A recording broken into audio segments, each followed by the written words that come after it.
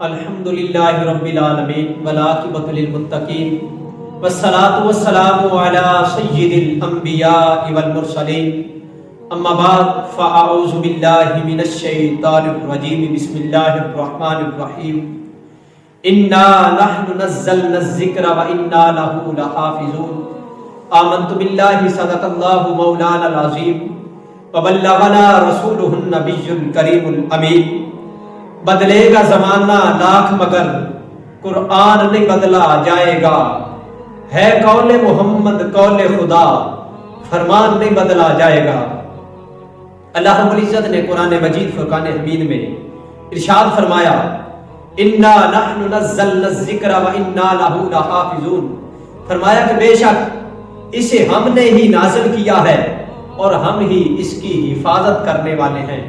قرآن مجید فرقان حمید کو اللہ رب العزت نے نازل فرمایا ہے اور اس کی حفاظت کا ذمہ بھی اللہ رب العزت نے خود لیا ہے۔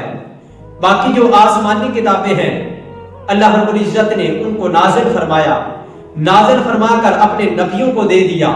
اب حفاظت کی ذمہ داری اللہ رب العزت نے خود نہیں لی۔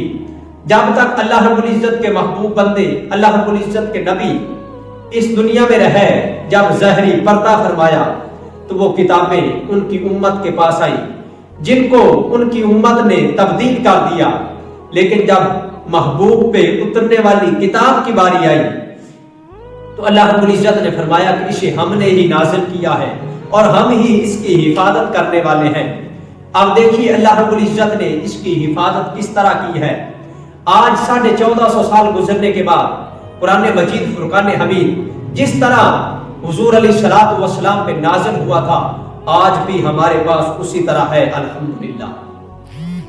اسی آیت کے تحت مفسرین نے لکھا ہے کہ جب مامون رشید کا دور آیا تو اس نے ایک مجلس بلائی، اس مجلس میں بہت سارے علماء آئے جس میں ایک یہودی عالم بھی تھا جس کا بہت اچھا لباس تھا، خوشبو لگی ہوئی تھی، بہت عمدہ اس نے گفتگو کی۔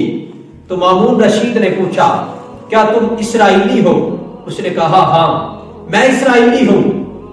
اب مامون رشید نے کہا کہ اگر تم مسلمان ہو جائے، حضور علیہ الصلوۃ والسلام کا کلمہ پڑھے تو میں تجھے مال بھی دوں گا اور بڑا عہدہ دوں گا۔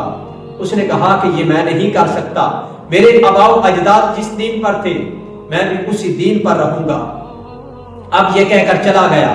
جب گھر گیا 1 سال کے بعد پھر واپس لوٹا، اب آیا تو مسلمان تھا، فقہی مسائل پہ گفتگو کی، بہت عمدہ گفتگو کی۔ جب گفتگو کرنے لگا تو مامون رشید نے پوچھا کہ کیا تم مسلمان ہو؟ اس نے کہا جی میں مسلمان ہوں، پچھلے سال آئے تھے؟ آیا تھا، تب کیا تھے؟ یہودی تھا۔ مامون رشید نے پوچھا کہ مسلمان ہونے کی وجہ کیا ہے؟ اس نے کہا کہ وجہ یہ ہے کہ جب میں یہاں سے گیا گھر جا کر میں نے امتحان لیا، پہلے میں نے تورات کے 3 نسخے لکھے جس میں نے کما بیشی کی، کما بیشی کرنے کے بعد یہودیوں کے پاس گیا، وہ 3 نسخے میں نے ان کو دیے، انہوں نے قبول کر لیے اور اس پر ایمان لے آئے، اس پر یقین کیا اور اس پر عمل کرنا شروع کر دیا۔ اس کے بعد میں نے 3 نسخے انجیل کے لکھے اور عیسائیوں کے پاس چلا گیا، ان کو دیے، انہوں نے بھی خرید لیے، اس پر عمل کرنے لگے۔ پھر میں نے 3 نسخے قرآن مجید فرقان حمید کے لکھے اور مسلمانوں کے پاس چلا گیا، اس میں بھی کما بیشی کی۔ جب مسلمانوں کے پاس گیا مسلمانوں نے ان نسخوں کو پڑھا اور مجھے کہہ دیا کہ یہ قرآن ہے، یہ تو نے اپنی طرف سے لایا ہے، یہ تو نے اپنی طرف سے لکھا ہے۔ انہوں نے لینے سے انکار کر دیا۔ تب مجھے پتا چل گیا کہ اگر اس وقت اس کائنات میں اگر کوئی سچی کتاب ہے تو وہ قرآن مجید فرقان حمید ہے۔ اس لیے شاعر نے بہت خوبصورت لکھا کہ بدلے گا زمانہ لاکھ مگر قرآن نہیں بدلا جائے گا، ہے قول محمد قول خدا فرمان نہیں بدلا جائے گا۔